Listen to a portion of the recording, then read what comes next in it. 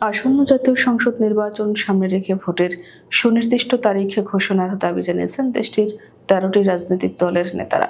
একই সঙ্গে নির্বাচন পূর্ব সময় সরকারকে নিরপেক্ষতা প্রমাণ, সব দলের প্রতি সমান আচরণ এবং লেভেল প্লেয়িং ফিল্ড নিশ্চিত করার আহ্বান জানানো হয়েছে।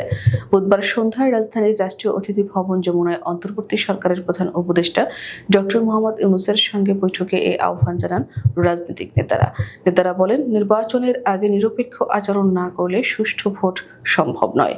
গত মঙ্গলবার একই ভেন্যুতে বিএনপি, জামায়াত ইসলামী, এনসিপি ও ইসলামী আন্দোলনের সঙ্গে আলাদা বৈঠকের সংগঠনের নেতারা বলেন, শুধু 4টি দলকে আমন্ত্রণ জানানো সরকারের পক্ষপাতমূলক মনোভাবের পরিচায়ক। এনসিপিকে অতিরিক্ত প্রোটোকল দিয়ে প্রচারে সহায়তা করায় ক্ষোভ জানান তারা।